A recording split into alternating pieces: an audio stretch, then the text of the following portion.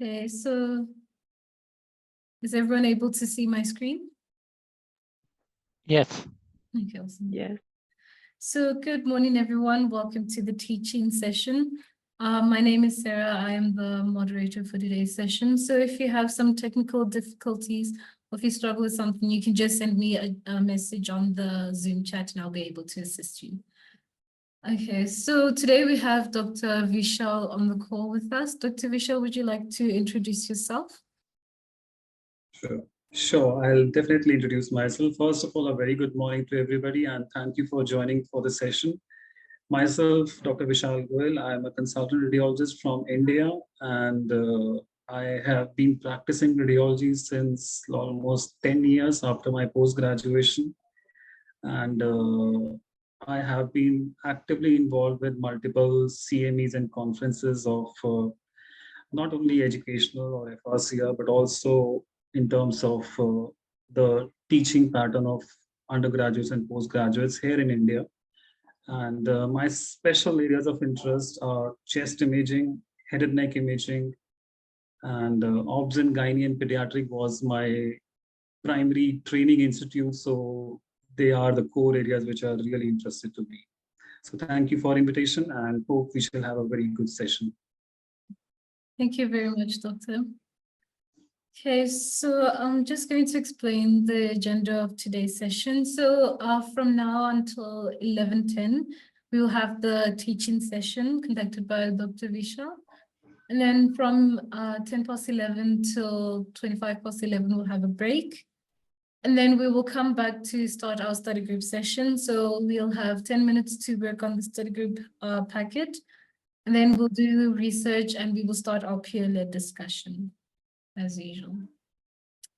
Okay, so just things to keep in mind again, when doing the discussion, you'll need to know which option you chose. You need to know why you chose that option and why you did not choose the other options and what you know about the topic. What do you know about this topic? That's the things we have for discussion. So here's the Slido link, so everyone can join the Slido link. I will also post the link on the chat as well if the QR code does not work. I've also added the Slido link on the chat. So I'll just stop sharing my screen and then hand it over to Dr. Vishal. Okay, thank you so much. And I hope audio and video is clear from my end. Yes, your audio and video is clear. Thank you. Okay, fine. So I'll share my screen.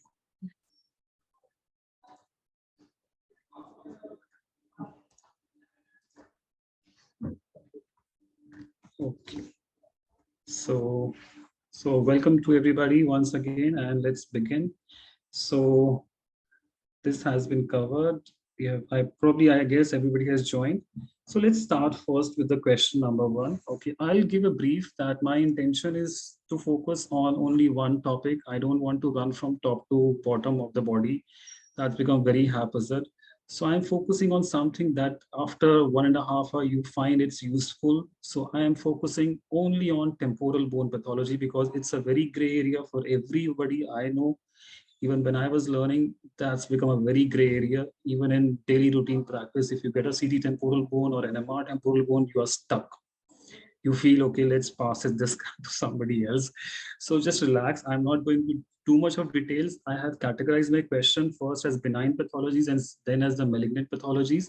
And in benign, we'll be discussing so the common ones as the questions which are coming in the exam. So coming to the first question, let's begin. The question one, as you know, in FRCR2A, they have made it as a clinical exam, clinical radiology exam. So you'll have a short history.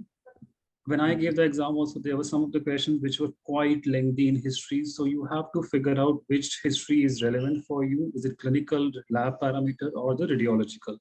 That you have to pick. The whole paragraph may not be pointing towards your diagnosis. The first question is, a 50-year-old male presents with a history of persistent ear discharge, hearing loss, intermittent ear pain, and otoscopic examination shows a retraction pocket in the pars flaccida with debris. So a CT scan of the temporal bone was ordered. Now, which specific bony erosion on CT is most indicative of a cholesteatoma?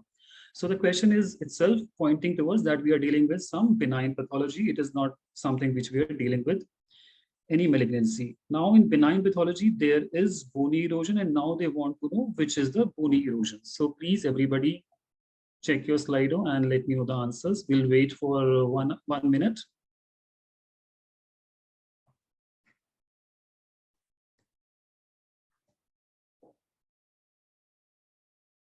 Sorry, I just want So to confirm if everyone has received the link. I'll just post it again for those who haven't. Just let me know, and when you have the results, let me know. So we have 5 options. We are asking which bony erosion is specific. They are all bony erosion. Which one is quite specific for a cholesteatoma?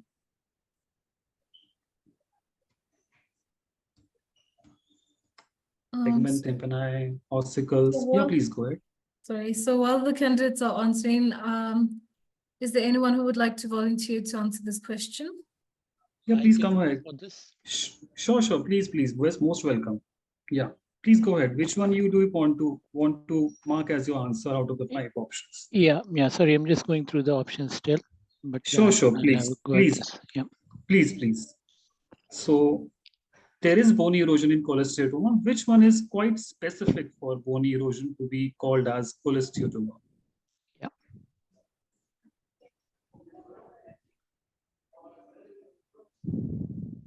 Tegmen, ossicle, external canal, sigmoid plate, petrous apex. So for this one, exactly similar as we have got the answers. I was confused between tegmen and ossicles, but I would probably go for tegmen tympani. So as we have already been given the history in the question, of persistent air discharge, intermittent pain and hearing loss with the retraction pocket in the pars flaccida. So it's likely in keeping with acquired cholesteatoma. I know like both things happen in that, but I think from my understanding or from what I know, I think it's a erosion of the tegmen tympani, which is more specific for this. Yeah. Okay. Good attempt. At least we have understood the question, where the question is pointing towards you. And can we have the answers of other combined everybody candidates, or should we proceed further? Let me know. Yes, you can just move on to the next slide. It should show. Okay, fine. Okay, so now we have 50% of the people answering as erosion of the ossicles, and then there are 50% divided with the A option. So let's see, before going to the answer, I want to carry you with a message that if something question comes with this same pathology in your exam, you are able to answer everything about this. So coming first brief to the normal anatomy of the bony part of the middle ear cavity. Just see this first image. I hope everybody can see my pointer also. Can everybody see my pointer? Yes. Okay, so coming to this topmost image, which is an axial CT scan image of the right temporal bone, the left temporal bone, there we can see that the patient has a bony shadow, which is called as classically the ice cream cone appearance. So you need to know this can also be helpful in any of the question. Now, what forms ice cream cone? In middle ear, we have 3 ossicles, malleus, incus, and stapes, from lateral to medial. This ice cream cone is very classical because that will help you to assess whether the patient has bony normal anatomy of the ossicles. The ice cream of that cone is formed by malleus head, and the body is formed by incus body and incus short process. So how I remember during my exam was calling it as ibis, IBIS. And malleus head, you can remember, like the head is the cone and that is formed by malleus. Stapes is very small bone, so that doesn't form. So malleus head, and then you have ibis, incus body, incus short process. So these are the components of a normal ice cream cone appearance. Coming to this corneal section, I want you remember that on corneal section, remember that this bony small pointing protuberance is called as scutum. Now, why it is important, I'll tell you. Just remember, this is a normal appearance of the interface between the external and the internal middle ear cavity, which is a bony landmark, and the space between this bony ossicles and this scutum is called as Prusac space. We'll come back to this, why it is important. I don't want to go into details of this corner section. We can just skip it. Otherwise, it's just showing the incus long process. I mentioned here IBIS, IBIS. The incus long process is seen better on the corner view, where it is going down like this from cranial to caudal direction. So now what happens? In this case of cholesteatoma, there is definitely soft tissue opacity, and this soft tissue opacity is first seen in case of Prusak space. So that is the characteristic location, and this causes the erosion of sputum. So that is also an MCO, the SBA question for FRCA 2A. You will find it somewhere in the body or in one of the options that cholesteatoma first causes erosion of sputum, and there is opacity definitely in the Prusak space. So that is the normal contralateral ear, which is being shown for comparison, which is showing that this bony sputum is intact and the Prusak space is clear.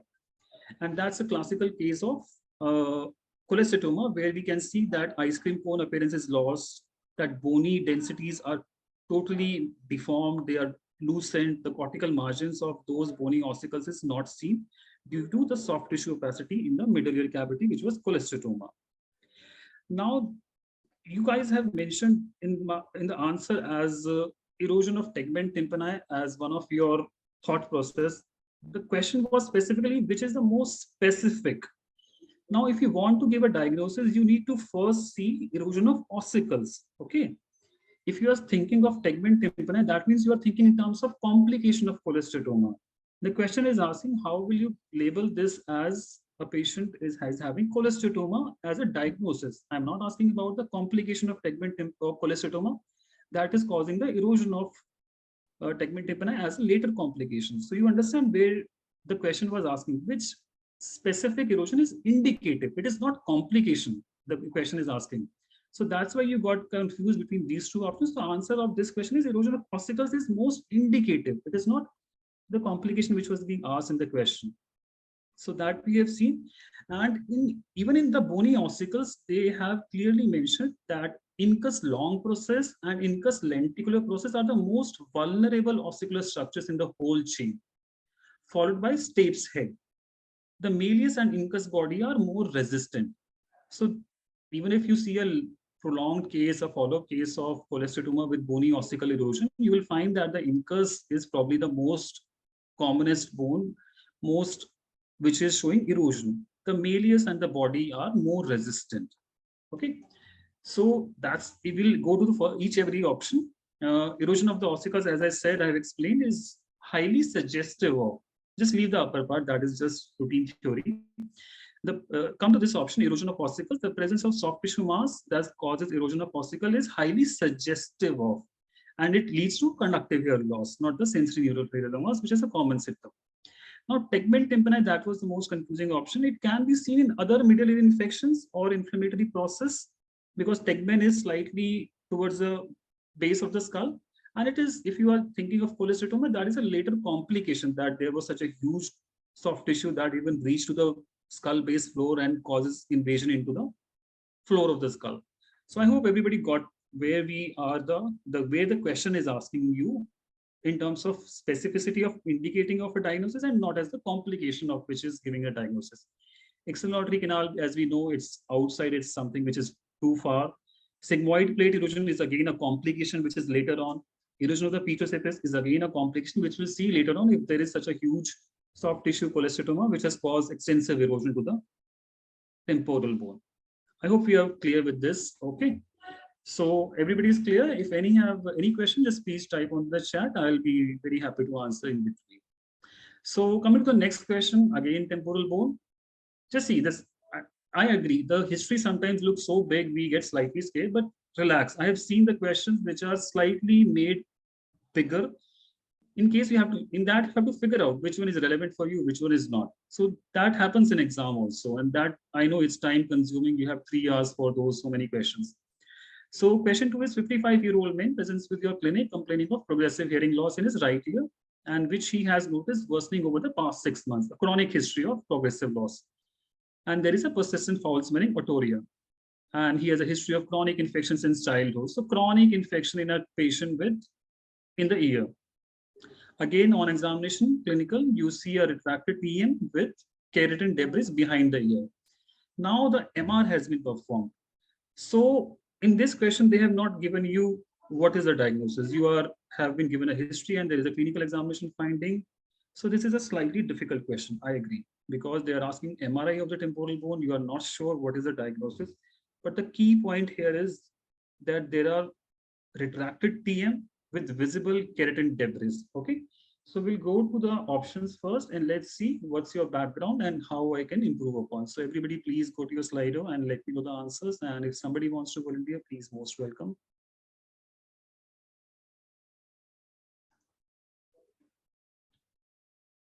Sorry.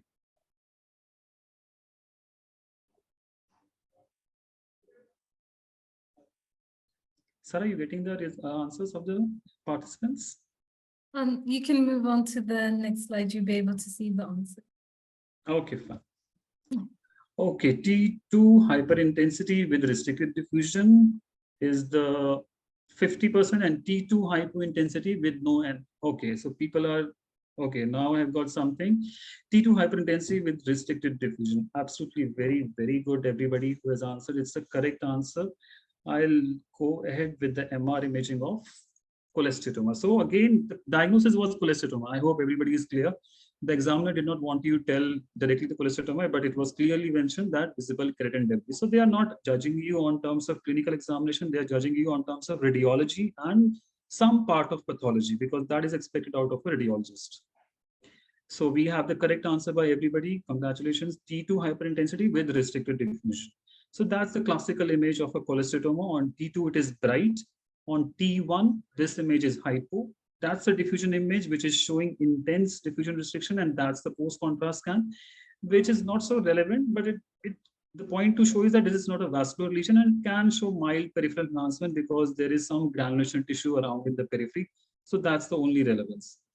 So coming to our options, we'll come to that thing which is relevant. So the cholesteatoma have most characteristic finding is T2 hyperintensity and restriction diffusion. I want you to remember restriction diffusion. That is very, very important, because sometimes we are only thinking diffusion restriction is just brain infarct or brain abscess. And if somebody asks us anything, can you tell besides which is showing diffusion restriction, we are at a loss of words. So remember that you can always say that cholesteatoma also shows diffusion restriction because it has keratin debris which show diffusion restriction. So anything which will show keratin debris will show diffusion restriction.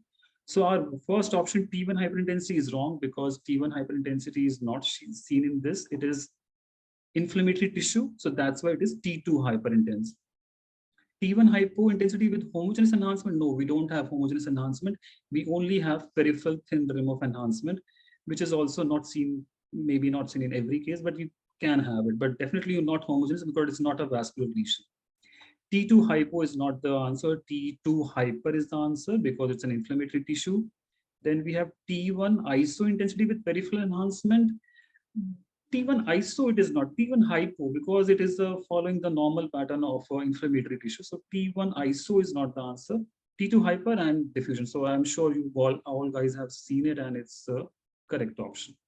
So you understand, slightly difficult question with no diagnosis given, then the examiner is judging you on two things, that he wants to know pathology and radiology also. So hope everybody's clear. I will see the chat once if I'm getting something into that. Is there anyone who would like to give a question or has a question on that? Okay, yeah, please. Okay, fine. Give me one.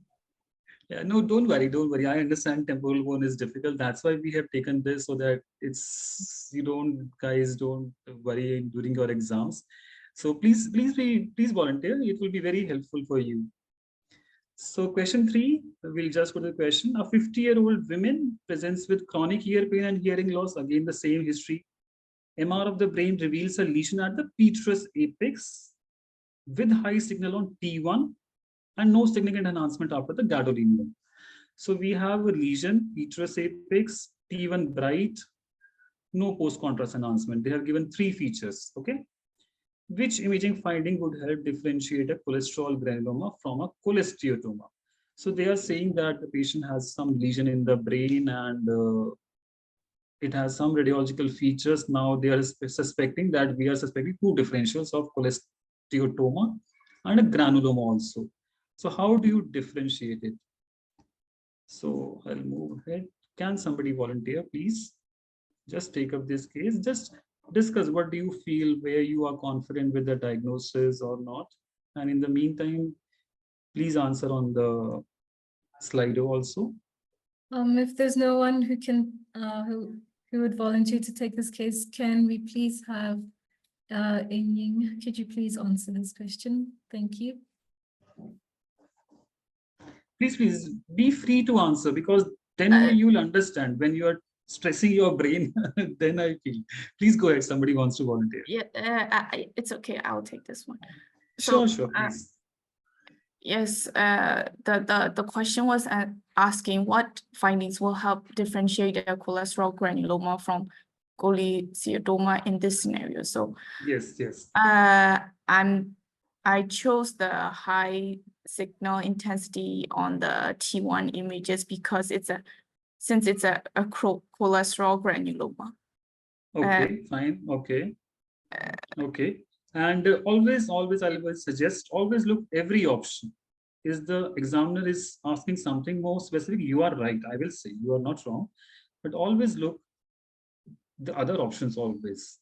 You might feel that that's the trick of the SBAs. There are always two options which are slightly confusing. You feel, okay, this can also be the answer, this can also be the answer. And that's the trick of the trade. Okay, good attempt. You are right. Partly, we'll go ahead and discuss. Okay, so I have one image of a lesion in the right temporal bone where on CT it is hypodense. Now on T2 weighted images, this lesion is bright, and this is the T1 image. As you can see, the fat of the subcutaneous layer, it is all bright.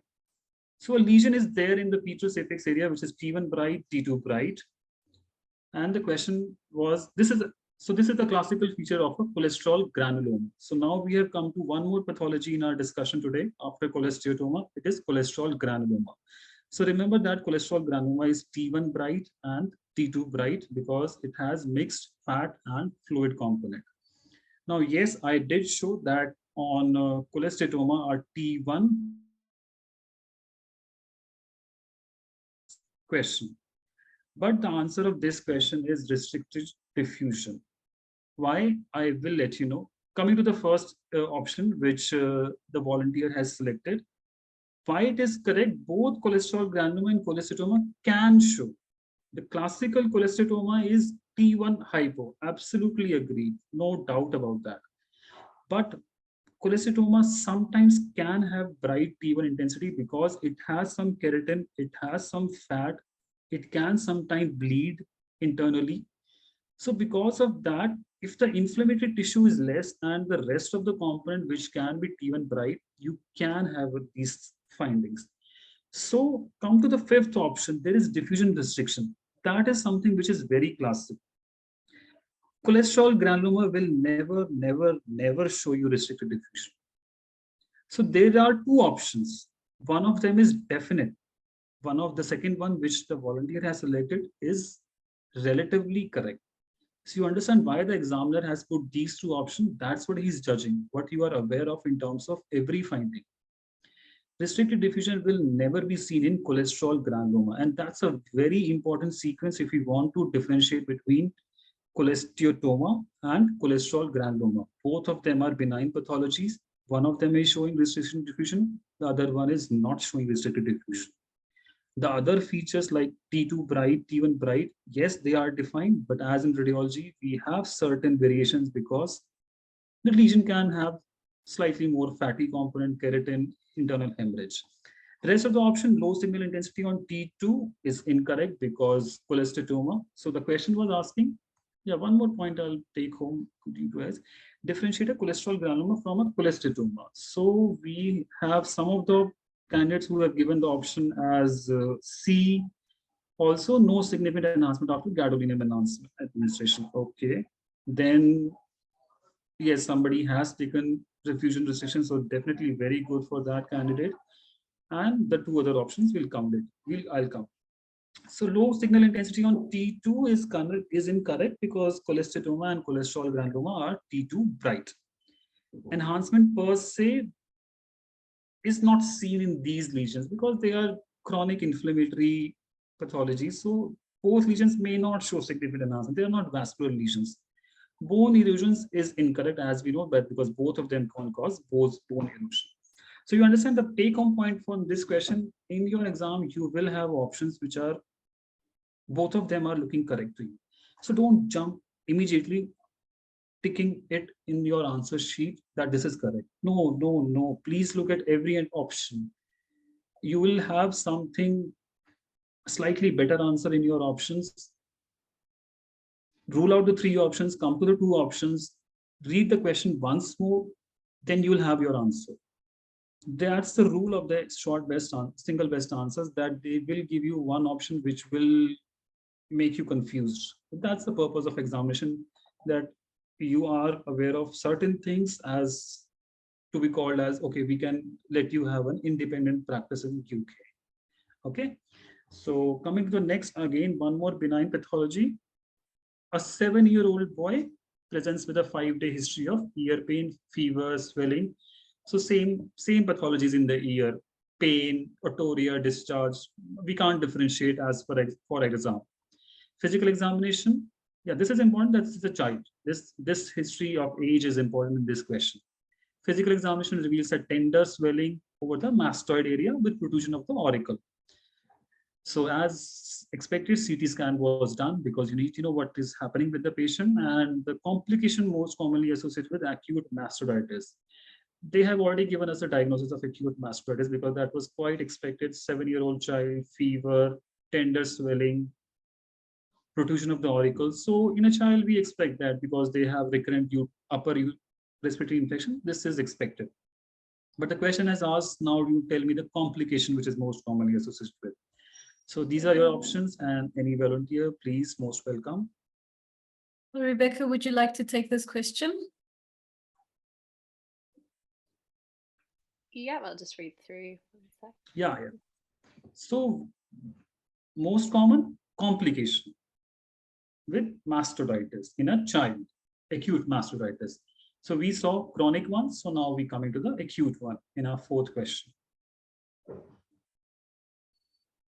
All this can happen. Facial, sigmoid, epi, labyrinth, petrositis. I know it's a difficult question. I know. Temporal bone itself a difficult topic for anybody.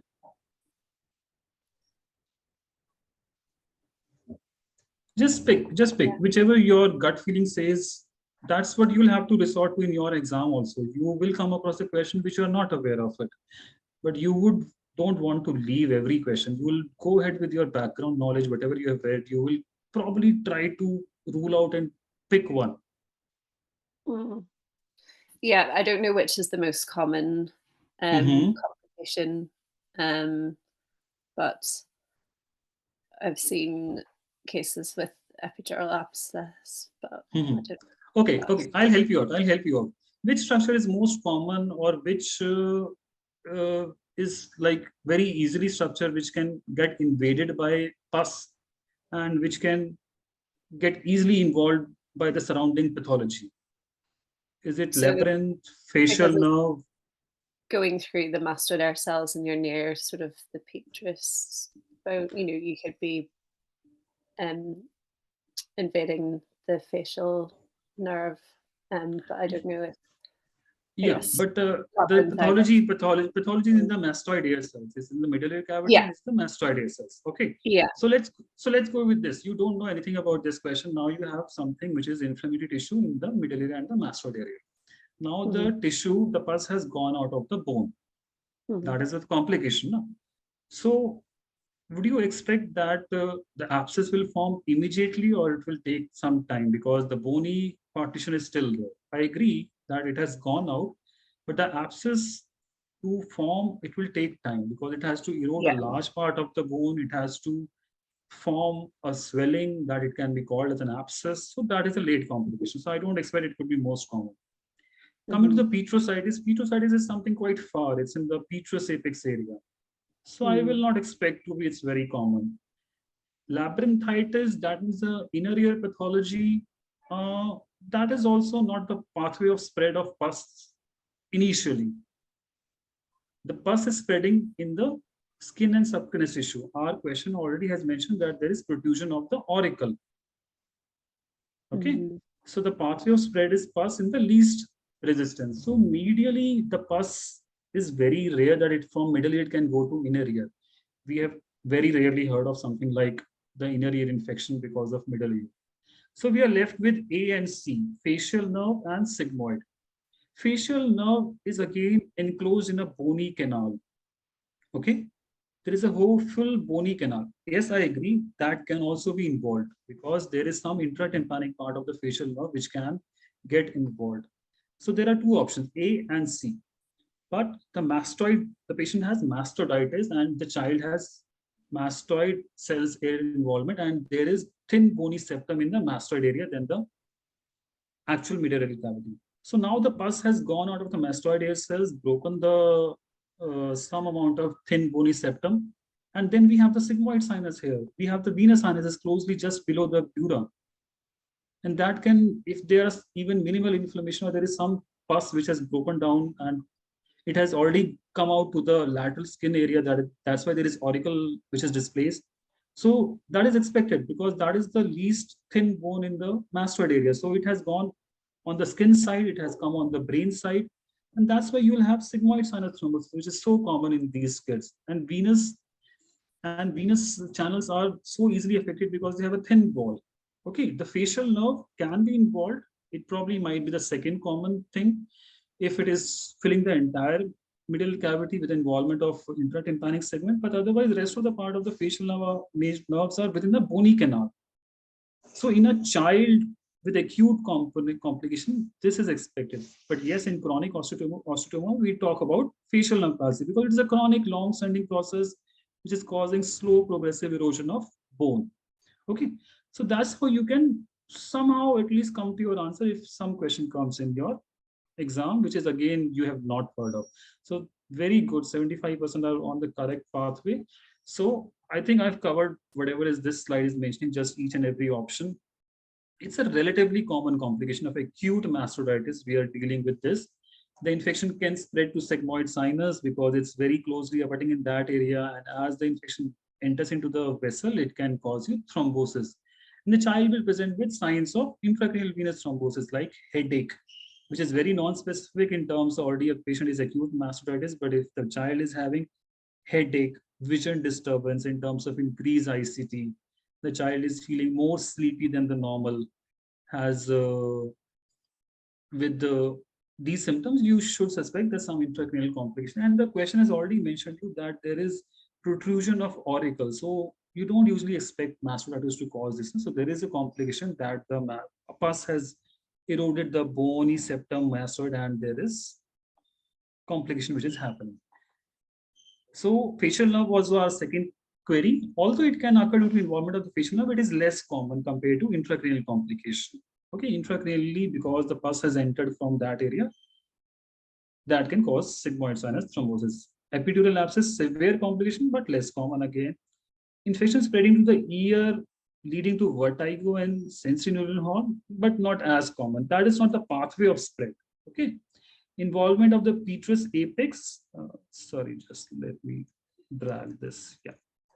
Petrous apex, petrous part of temporal bone leads to Grady-Nervous syndrome is rare. Just forget about this. Not something which is radiologically important. Just leave it. Okay, so that's the MR image. I always will, you will remember this, even if you forget the theory, just remember this image in your brain. You have somewhere, you'll realize it will help you in not only in this question, in other questions also. So that's a T1 image. I hope everybody knows the white matter is looking white. Now on this T1 weighted image, before gadolinium, that's a plain scan. You can see along the pathway of sigmoid and transverse sinus, there is something which is bright on T1. So that means we expect something is wrong because T1 bright could be blood, could be clot. So this was a case of sigmoid sinus thrombosis, which was very easily picked on T1 weighted images. Okay, so next question, again, temporal bone, 40-year-old women. Remember, we are dealing with an adult patient with gradually worsening hearing loss. Now the patient does not have any discharge. So because we are done with chronic pathology, infection, acute pathology in a child. And now a chronic pathology with hearing loss in the temporal bone. She has no history of ear infection or trauma. Audiometry tells you that the hearing loss is conductive. So now you have done a CT scan of the patient. Now they have already given you a diagnosis of photosclerosis because they have already made on basis of their clinical or conductive hearing loss on audiometry. Because you will get the scan to report the CT, so they want you to tell what is specific for photo on CT. So please, anybody volunteer, please see the Ahmed, could you options. please take this question? Sure, no problem. Thank you.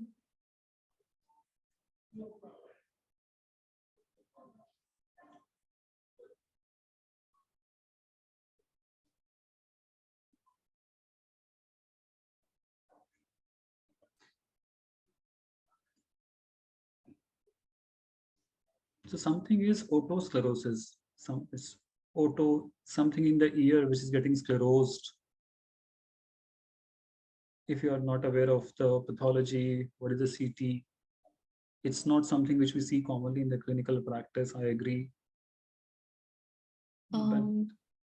Yeah, I think the answer is hypotense lesion at the fistula and the fenestrum. Okay, very good, very good. So in this case, the options were slightly, I have not made them so complex because my purpose was to take home point of otosclerosis. Okay, so absolutely very good. Everybody has answered it correctly.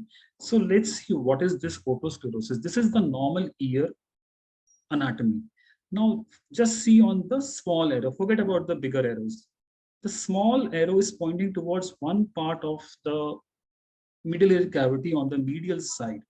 This oval structure is actually the round window. This area is the round window. Just anterior to this is called as fistula antifenestrum. We saw in our question, fistula antifenestrum. So what is fistula antifenestrum is actually this point, which is anterior to the round window. Oh, sorry, oval window. And why is oval window important? Oval window is the area where the stapes ossicle gets attached. So stapes, oval window, fistula antifenestrum, SOF. Just keep it as a mnemonic. I know it's difficult to remember it. So stapes, oval window, fistula antifenestrum, SOF. We always keep SOF as superior oblique fissure of the orbit. So remember here also we have one SOF is the classic terminology.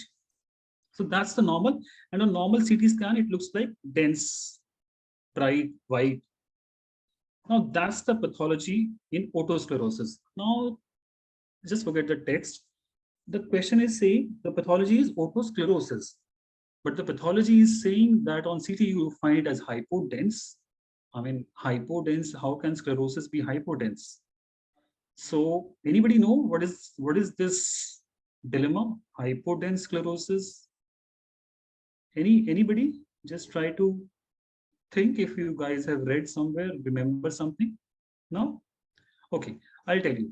So what happens in otosclerosis? Yes, there is new bone formation. So that's why they have called it as sclerosis. The normal bone has been replaced by new bone. But that new bone is spongy bone. That is not so dense like a normal corticocancerous bone, which we normally have in this area. So yes, it is a sclerosis pathology, but radiologically it is manifesting as hypodense area. So that's the stapes bone, the small arrows. That's the oval window, and that's the fistula antifenestrum. So in this SOF F area, you find that if there is hypodensity, instead of the normal bright density, you should suspect the patient has otosclerosis. Why? Because this will cause conductive hearing loss because there is not adequate transmission of sorry, these pulses. Sorry, I just take 1 second. I'll take one.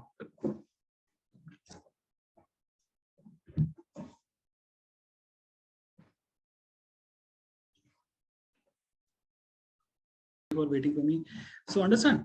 So what has happened that the bony pathology has changed. It is not conducive for hearing waves to transmit to the inner ear, and that's why you have conductive hearing loss. So that is what is the option now is, and everybody selected it correctly. So this area located anterior to oval window, that means our mnemonic SOF, is commonly the initial site. Hypodense lesion is highly suggestive of otosclerosis and represents the active bone remodeling or otospongiosis. Otospongiosis is why? Because it's a spongy bone. The rest of the things are non-specific: thickening, soft tissue mass, fluid, enlargement. Nothing is specific. Okay, so very good. So we are halfway, and I have covered the benign pathologies in the half of our 5 questions. So now I'll come to the masses of the temporal bone. A 50-year-old man with gradual onset of hearing loss and dizziness, MR brain, reveals a well-circumscribed enhancing mass at the IAC extending into CP angle. Which imaging feature is helpful in differentiating between an acoustic and a meningioma? A number of take-home points from this question. They have asked not you the diagnosis, they have asked something from the differentiation. So that is like, previously there was some of the questions which were directly, they asked the diagnosis, what is this, what is this, what is this? No, now they have changed the pattern. They are asking you something which is taking you time to think over the question. Okay, differentiation between they have already told you that we know that you are thinking of a CP angle lesion between acoustic neuroma and a meningioma. Now, how do you differentiate it? Because they have already said we have a CP angle lesion which is well circumscribed and is enhancing at the IAC. The clinical history obviously would be hearing loss. Okay. So anybody please volunteer? Thierry, would you Imaging. like to take this question, please? Yes. Thank Let me Yeah. read the answers first. Sure, please. Imaging, differentiation, acoustic neuroma, meningioma, CP angle lesion.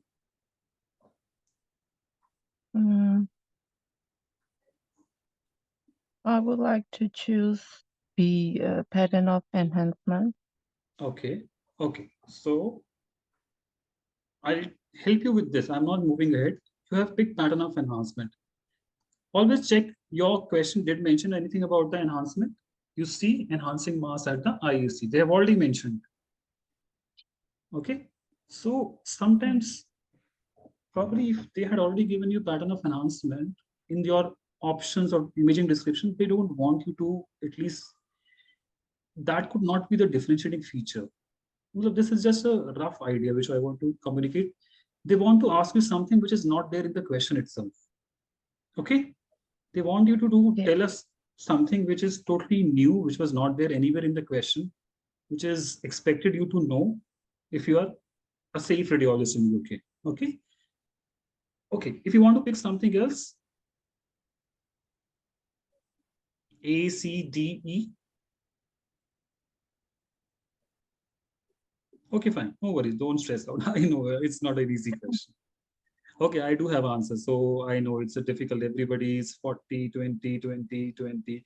So that's the same happens in exam also. You are stuck, you are short of time, you are under stress.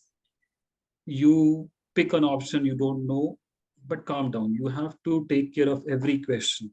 Just relax. You don't have to complete the paper. You have to complete the paper with correct options. Don't rush. Take your time.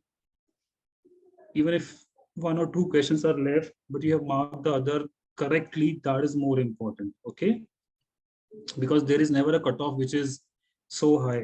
If it's 220 questions or 240, I'm not able to recall, it's the cutoff is 140, 150. So they want you to give the correct answer. Okay, I'll come to the answer of that question. First, understand CP angle masses. There are a lot of things about CP angle masses. Remember the acronym SAME. So one more acronym out of my lecture, I've given you 2, 3. That's the third one probably. SAME is one for the CP angle masses. S for schwannoma, A for aneurysm or arachnoid, M for meningioma or METS, E for epidermoid or ependymoma. So these are all the CP angle masses.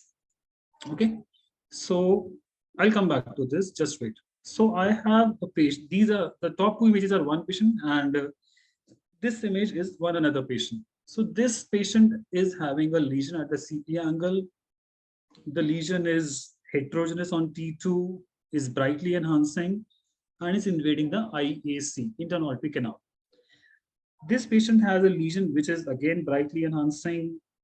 It's quite homogeneous as compared to this one. There are a few cystic areas in this one, but not in this one. And you see it is quite broad-based.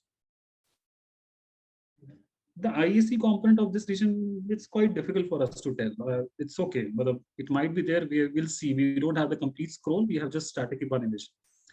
So this patient is actually a meningioma, where the lesion is quite intense. Homogeneous enhancing is homogeneous, is slightly homogeneous as compared to the other one. It's quite broad-based. You see there is a broad-based dural attachment, whereas this lesion is growing inside the IAC. So in terms of CP angle masses, we saw the acronym of SAME. In that, the most common lesion is schwannoma. 80% of CP angle tumors are schwannoma. The rest 10% are meningioma. So S and ME are the most common. A and E vowels are less common. They are less than 10%. So the question was, how do you differentiate between these two common lesions at the CP angle? So that's in the tabular form given by this article. If you guys want to read, just read, because meningioma is quite common. So what they have told that if you want to differentiate between these two things, meningioma, as we saw in our image, just keep this image in mind. Okay, it's a side broad-based. Acoustic schwannoma is globular, but the schwannoma is 80% at CP angle. Always remember this. S is the most common. The first word is the most common. That's quite easy to remember. The first word is S. Schwannoma is most common. Okay. Usually cause no widening of CP angle. Usually cause widening. That's not very helpful. Just leave this one. Intratumoral calcification are more common in meningioma. Meningioma, the image is there in your mind. Calcification is there in meningioma. In schwannoma, it is less common. Dural tail is probably the most important, which you always remember, and everybody knows meningioma has a dural tail. And meningioma has intense, and schwannoma also has moderate enhancement, to be very frank. They both are there showing enhancement. And this one more table from everybody from favorite book, Crack the Code, thanks to the authors. Schwannoma, they say, have invade IEC, don't usually invade IEC, but I'll mention that meningioma can invade IEC. Enhances less homogeneously, meningioma enhances homogeneously, and calcify more common. IEC can have a truncated appearance because it has invaded the IEC. Okay, so now come to the option. I think I have the volunteer with me. So please, now you have look at the options once more. Differentiating between acoustic neuroma and meningioma. Calcification, enhancement. And always remember, you'll have two options which are slightly correct, but the answer question is asking characteristic is most helpful in differentiating two. Okay. So do I have the volunteer? Oh, thank you, everybody. So good. We are coming to the option better now. Do I have my volunteer with me, or everybody? Yes, I'm here. Yeah, now please have a look at the option once again. Initially, you mentioned B, pattern of enhancement. Now, what is your answer? B, C, D, E, A. Location, C. C, absolutely, very good, ma'am. So that's the purpose, okay? So you understand you have still presence of calcification can also be the differentiating factor, but the question is asking most helpful. As always in radiology, nothing is very definite in terms of a single finding, but the most helpful is enhancement. We saw it's not there. Location, we'll come to the signal intensity on T2 is both are bright. Cystic components, okay, it can be there. Calcification, yes, it's more in meningioma. But the C is location related to the dura. If you have something related to dura, you can say it is a meningioma, dural based division. Okay, so the most helpful is this, and the answer is this one. Okay, so this we have seen, this slide we have seen, this is okay, and that's the example. And remember this pictorial image, you'll have your answer ready. And remember the same acronym. S is the most common, it is the first word. Meningioma is the third word, which is the second most common, and vowels A and E are less common. Okay, good. So that's the same thing. Going to go into reading everything. Okay, another malignant pathology. 60-year-old female with pulsatile tinnitus and conductive hearing loss.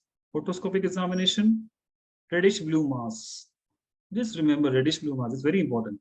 behind the TM. MR done. Which MR is glomus tympanicus. You see, now they have changed the question. They are not asking what is the diagnosis. That's quite obvious. Probably if I'll go through the findings, everybody can make this. Now they want you to tell us how do you, if you have done the MR, you will give the clinician a diagnosis of glomus. Okay, so any volunteer, please. That should be not so very difficult question. I can do it. Sure, please continue. Just always remember the wording of the question. Which MRI finding is most indicative? There could be 2, 3, but I want you to pick the most indicative.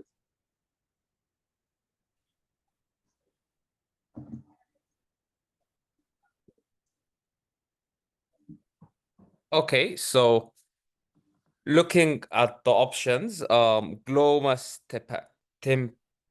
tympanicum is, if I remember correctly, is a paraganglioma arising from the jugular. Absolutely, you are correct. So, because it's arising from the jugular, I'm looking for voids because it's vascular. So I'm going with D because I know it's hyperintense on T2, and there's also flow voids. That's the answer I'm going with. Absolutely correct. So you are done and absolutely correct. So you understand their pattern of examination. Now they want that as a radiologist, you are reporting the scan. Could you need to know the imaging appearance, not the diagnosis, the theoretical part, even in 2. So absolutely very good. You are right. It's flow voids. Okay, somebody has picked enhancing mass in the external artery canal. Okay, okay, we'll see. No worries. I'll tell you why it is not there. Okay, so sorry about that. We'll come to that previous slide. So there is a lesion that this is actually a glomus jugulare. Just forget about. The question was tympanicum jugulare. I'll come to what is. But all the glomus tumors have similar features in radiology. So this is T1 image A, B is the T2 image. T1, you see some black linear lines in this lesion, which are usually not seen in most of the lesions on T1. It is hypo. T2, the lesion is bright. Again, there are some black linear lines, few bright areas, not so evident on this image. Sorry about the image, but I'll tell you what is actually my take-home point for you guys. So we are dealing with glomus, something which is glomus in the head and neck. It's really very important topic, and I'll cover the entire topic for you guys. So we have 4 glomus in brain, in head and neck region. Glomus is same as paraganglioma. It's the same synonymous. This terminology is stressing upon a pathology component, and the other one is stressing upon the origin of the cells. Just forget it. That is not needed for us. So what are the 4 ones? First one, the carotid body tumor, which we always remember in our so many questions that we see as Liar sign, splitting of IAC, ECA. Okay. So first one is the carotid body tumor. That is also a glomus. Then we have glomus jugulare, which is in the jugular foramen. Then we have the glomus vagale, which is along the vagus nerve. And then we have the glomus tympanicum, which is inside the middle ear cavity. Okay, so in the head and neck, from top to bottom or bottom to top, these are the 4 glomus. They all have same appearance, same pathology, same origin of cells. Okay, and remember one thing, all paraganglioma in head and neck or even in body, you will find it. This paraganglioma can happen in body, other areas also. They are hypervascular, intense tumor blush with a salt and pepper appearance on MR. Salt means something which is bright because of intratumoral hemorrhage. Pepper is black because of multiple vascular flow voids. Okay. Yes, they can be multiple and bilateral in familial condition, 10% bilateral, 10% malignant. So that is all the theory part. But the point to take home, glomus tumor these are all glomus tumor. If you get anything jugulare, vagale, tympanicum, the question is asking you the same thing. It's just the location which is different. Nothing very hi-fi about these. So in this that we saw, they have hypervascular tumor blush and salt and pepper. So in this image we are seeing pepper. We are not so clearly seeing salt. Pepper we can see because pepper is black. These hypointensities are actually flow voids, which are not showing you signal on T1 or T2. So yes, the option was hyperintense mass on T2 related imaging with flow voids. the enhancing mass in the external auditory canal, you see, we did not find any glomus in the external auditory canal. The glomus was there in the carotid body, it was there in the jugular foramen, then in the along the course of vagus nerve and in the middle ear cavity. So nothing in the external auditory canal. Enhancing mass in the external auditory canal, there are very few differentials. Just don't go in so much into that. That's the point to take off for a person who has selected. So external auditory canal, we don't have the glomus tumor. Our question was clearly saying that we are looking for a glomus tumor. I wrote it glomus tympanicum, but they could also mention what is suggestive of a glomus tumor. Okay. Other options, glomus hyperintense mass. Yes, they are T2 bright, they have flow voids, and they enhance obviously because they are so hypervascular. Hypointense mass, this can be there, but again, it is not more specific. But our question is asking fluid collection is mastocytitis, which is an inflammatory or infective pathology. Enhancing mass, EEC, okay, we have ruled out. Non-enhancing, they are not because they are hypervascular. Okay, so this we have the glomus in the head and neck region.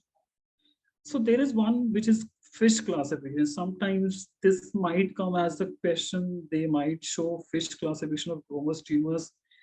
Somewhere in your question body or somewhere in your one of the options, just remember that fish classification is for use for tumors and it is just telling you the extension of the tumors.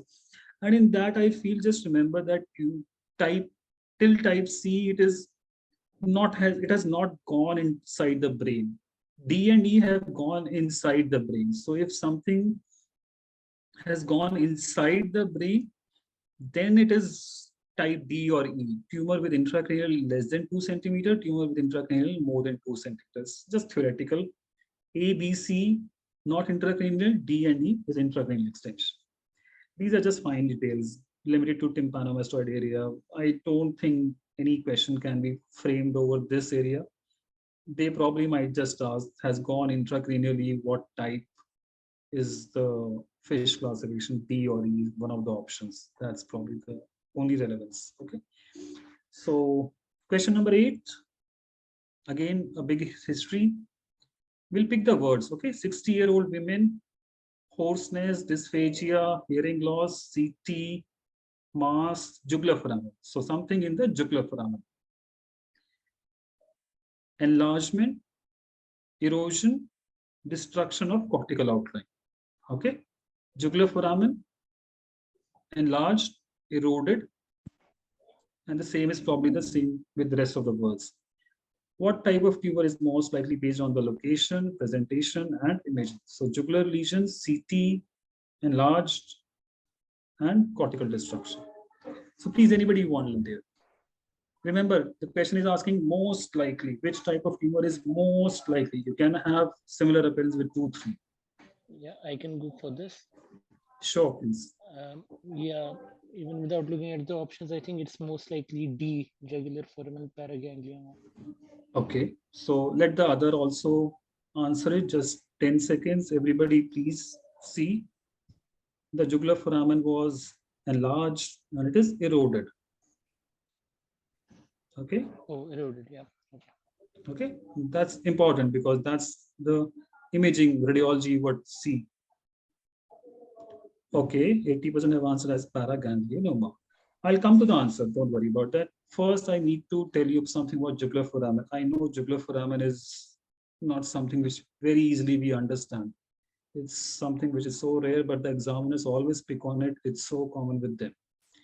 So jugular foramen is this foramen, which is there between the occipital bone and the temporal bone.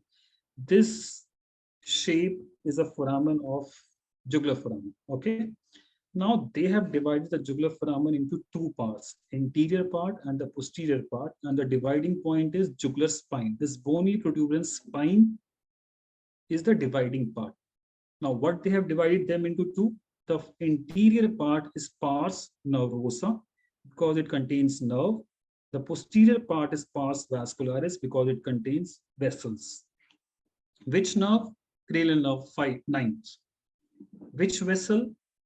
Internal jugular vein. There are cranial nerve 10 and 11 in this also, but jugular vein is the dominant part. So that's why they have called it as vascularis. So jugular foramen, jugular spine, anterior nervosa, posterior vascularis. What is this hole? This hole is nothing, just it's the part of the internal carotid artery which is going through that area. So you have carotid artery interiorly, not a part of jugular foramen. Posteriorly, you have internal jugular vein. Okay, so at least now we know something about the anatomy of the jugular foramen. So you can have the lesion of a nerve, a vessel. Yeah, there are 3 nerves in this area. You can have schwannoma. Okay, so you understand, if you know the anatomy, okay, you will find something in this area, you can understand what is going to happen in this area. Rest of the anatomy, okay, I'll leave it. That is 2 fine details. At least the take-home point is that division of jugular foramen, anterior nervosa, posterior vascularis. But the vascularis do have nerves, okay? Now, this table is very important. It's radiologically what helps the radiologist. You can have n number of lesions in jugular foramen. Now, how do they differentiate on CT? MR is again very complex for jugular foramen. If you have a CT of that area, I have colored this C finding. Erosion, destruction of cortical outline is one finding. Enlargement of the foramen is one finding. So we'll remember EE, erosion and enlargement. So these are the things which will cause E1, E2, erosion, enlargement, para, meta, Ewing's, GCT. Okay, the jugular foramen, erosion, enlargement, E1, E2, paraganglioma. In B is what? It's causing only enlargement. Only one E is there. Then it is schwannoma and meningioma. They do not cause erosion because they are slightly slow growing tumors. And we can see there is nerves, so they can have schwannoma. Paraganglioma can be there in jugular foramen area. Meningioma because of the dural folds in that area. D, what is D? D is destruction or erosion. Only second erosion, the second E or the first E is there. It's not enlarged, it's only eroded. And I want you to remember endolymphatic sac tumor. This obviously anybody can pick if you have the option, malignant otitis will have erosion. Okay, this malignant otitis can have erosion, mets can have erosion, carcinoma, everybody can pick if you have the option. What you will be figuring out is the ELST, endolymphatic sac tumor. So remember this slide. If you have both the E1, E2, it's paraganglioma. If only enlargement because of, so it's a slow growing tumor, you will think of schwannoma, meningioma. And a characteristic which is erosion of the D, that is ELST. Rest everybody can pick, even if you don't remember, it's a malignant thing, you will remember. ELST, yeah, it's a rare thing to keep on thinking, okay, should I mark it or not? Okay, so in our question, there was both the things, enlargement, E1, erosion, E2, both the things were there. So I clearly told you, it's only one thing, paraganglioma. Neuroma, meningioma, schwannoma, slow growing things. So they'll cause enlargement. Mets, obviously erosion it will cause. So, but our question had both the things. So this the answer is schwannoma, paraganglioma. Good, everybody picked it so well. So I hope you understand jugular foramen CT imaging. That's the same thing which I have reiterated. Okay, acoustic neuroma is not seen in the jugular. It's seen usually centered on IST rather than the jugular foramen. Okay, so we have done CP angle lesions, jugular foramen lesions, paraganglioma. So let's see what more thing we have in our bucket. 50-year-old women with hearing loss, CT, tumor in relation to petrous bone. Petrous bone, we have a tumor. Calcification, intense enhancement. Now they have asked diagnosis because directly it's a slightly difficult. So any volunteer, please. Again, the question, you see, most likely, you can have multiple options. You have to pick the most. Any volunteers, please? I can attempt. I don't know. Sure, please. Sure, please, go ahead.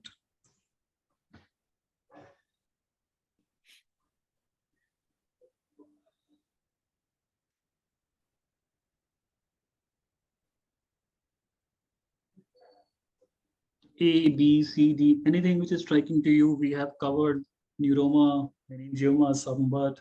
Cholesteatoma we have covered. ELST partly, just one brush through we covered. Meds everybody knows Yeah, this can so get it. I'll go through it, why I picked my answer. So yeah, so first of all, I've ruled out meningioma Okay, good. because of the history. I've Yes, and also ruled out relation to petrous bone, intramural intense enhancement. I've also ruled out cholesteatoma, good. and because of the intramural classifications, I've ruled out acoustic neuroma. Good. So I'm just left with endolymphatic sac tumor and metastasis. The history Yes. is Mhm. going with the endolymphatic sac tumor, so I'll go with C. Absolutely. Very good. Very good. So you have ruled out almost how to start the answer. So your body of the question is always pointing towards your answer. Just take your time, deep breath. Don't rush through the questions. You will find the answer. Everybody has good amount of knowledge. It's just the exam stress we have to deal with. So yes, the answer is endolymphatic sac tumor. So I know why people have picked meningioma is because of the calcification and enhancement.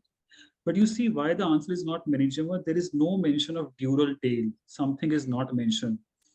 And the tumor is seen in relation to petrous bone. If they want to tell you meningioma, they will always tell you something which is broad based towards dura. They'll give you that there is some bony remodeling and the patient will have some other symptoms of raised ICD. They will not have hearing loss or vertigo or tinnitus. Okay. And yes, meningioma is a question, is a tricky option in this, but that's the trick of the question. So we'll come later on. So the answer is actually no, it's endolymphatic sac tumor. The endolymphatic sac tumor are seen in terms of relation to the petrous bone, and on CT bone window we can see they have such amorphous calcification. That's quite characteristic. Meningioma do have calcification, but that is not so exuberant or florid. They are scattered calcification, and I'm sure everybody has seen meningioma, but they are calcified. Yes, that's we used in our previous question. But such exuberant amorphous is not seen in meningioma. Yes, there is a variant of meningioma which is calcified. That's why I show you that article of calcified meningioma. So do go ahead. So it expands your understanding of brain tumors if you understand every variant morphology. Okay. So what happens in this MR brain imaging of the same patient of endolymphatic sac tumor? So there is a lesion which is on T2 heterogeneous, and that's corneal post contrast, which is showing intense enhancement. I'll come to this image once. Give me a second. So endolymphatic sac tumor is the answer. Acoustic neuroma is a CP angle mass. It is not a petrous apex mass as such. Meningioma shows enhancement, can have calcification, but is less likely in this specific location. Okay. And presentation, as I said, is raised ICT. Location, petrous apex is less. They will mention in their question, it's a dural based lesion. Okay. Cholesteatoma, we have already ruled out, it's not calcified, it is not enhancing. Meds can enhance, can calcify, but your answer is asking the most specific. Okay, now what about this image? Can somebody please volunteer what I'm trying to show in this image in relation to ESLT? Just a guess. Something is there here, something is here, something is here. Something is this dot is bright. Anybody? No? Okay, I'll go ahead. So that's what we saw was this was actually a endolymphatic sac tumor. It looks like at CP angle, but it actually a lower section of the CP angle. That's why it is looking like in this. My point to take home is that there is a cystic lesion in a patient with ESLT, which is showing the cyst in the mural nodule appearance. So now what is this? There is one more cyst in the cerebellum. Anything? Some syndrome. There are multiple tumors in the brain, some syndrome we are thinking. Okay. So this is a absolutely. So this is a hemangioblastoma with multiple hemangioblastoma, mural nodule appearance. They have ESLT, and that's a VHL. So VHL, we always remember brain has hemangioblastoma, but the examiner wants to remember that they also have endolymphatic sac. So that can also be your take-home point. Okay, so that's the same thing which I have mentioned in the rest of the options. Okay, last question.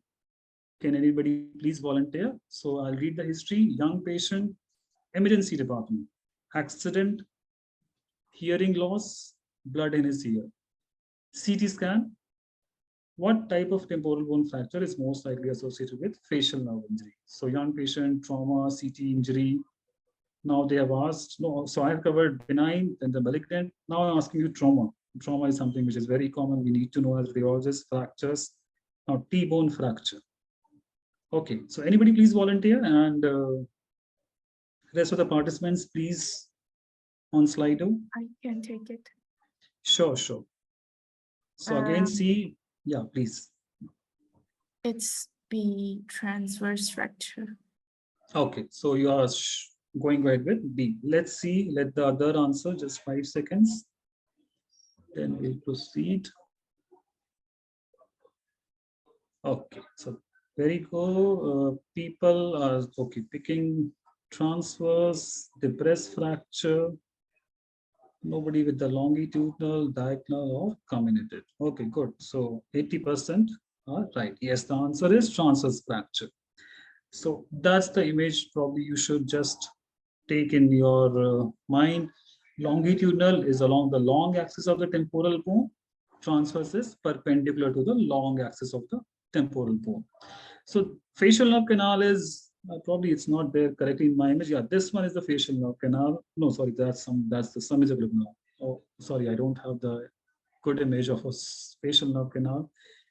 But yeah, if you have a longitudinal fracture, it can run through the entire length of temporal bone, but the facial nerve canal is probably is there in the posterior area.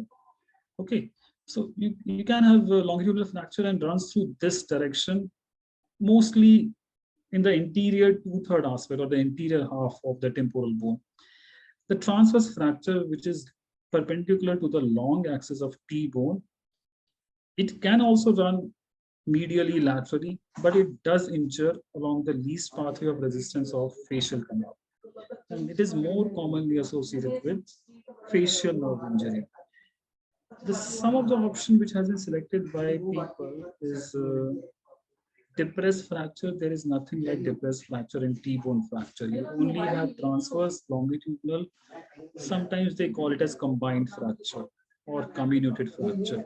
Okay, you see, comminuted fracture involves multiple bone fragments and can occur in both longitudinal and transverse orientation, often associated with severe trauma, which is more common, to be very frank. You have severe fractures of T-bone if there is an ear injury. There is, as such, in terminology, depressed fracture is there in the literature, but for T-bone, you don't use such term. Diagonal fracture, not a standard classification. Okay, so the point to stress is that transfer and facial nerve higher risk of facial. It is transverse fracture is more likely to transverse the inner ear structures, also facial nerve canal, leading to higher risk of facial nerve injury and sensory neural loss. So they can frame the question in that way also, which fracture has more chances of causing a sensory neural hearing loss, or which fracture has more chances of causing a conductive hearing loss. The conductive hearing loss will be more with longitudinal fracture because it has disrupted the ossicle.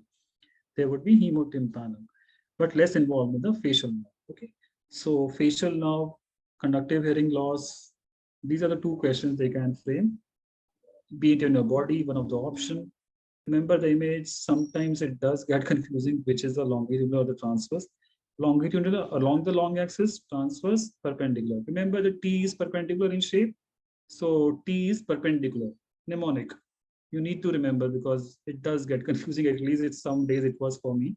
So T is shaped like perpendicular. You remember it, perpendicular to long axis. Longitudinal is long axis. Okay. So thank you so much. I had a great time, and I hope I helped you guys with the temporal bone, one of the most dreaded topics in radiology in terms of exam. And I hope you can answer some of the questions in a better way, and you go back to your books, read it more, and you will definitely will be helpful in understanding and retaining things. Okay. So thank you, Sarah, for hosting me, and Thank you. take over to you. Thank you very much for your time, Dr. Vishal. We really appreciate you. it. Thank you so much. Thank you so much. Thank you. And thank you everyone for joining this session. I have just sent a link on the chat. We would really appreciate if you could leave some feedback. Thank you very much. Sure. And if somebody wants to say something, ask something, please let me know. Otherwise, we close the session and you guys have your break and you can proceed further. Okay? Dr. Vishal, just one question. Yeah, please.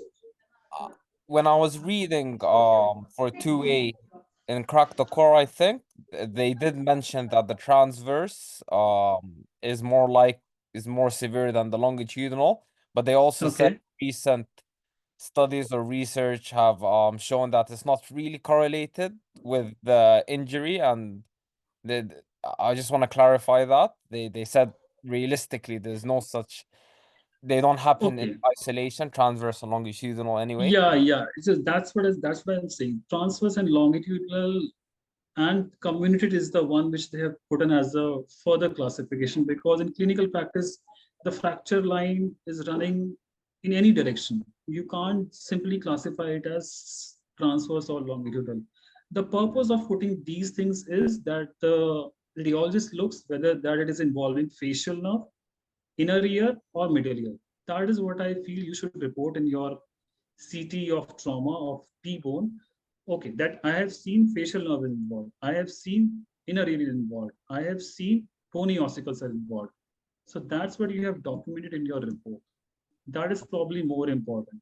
This classification was there earlier, but then because of increasing trauma, increasing severity, we find that the fracture is actually committed, not just isolated. Okay. Thank you. Okay. So thank you, Sarah. And I think you guys have now break, and I think we can finish. Okay. Yes, thank you very much, Dr. Vishal. Thank you. Thank you. Goodbye. Goodbye, everybody. Bye-bye. Hey, everyone. So now we will just have a break. We can take a 15-minute break, so everyone can be back by 11 BST. So now you can go grab some tea or whatever you need in that break. Then we'll be back at 11 BST.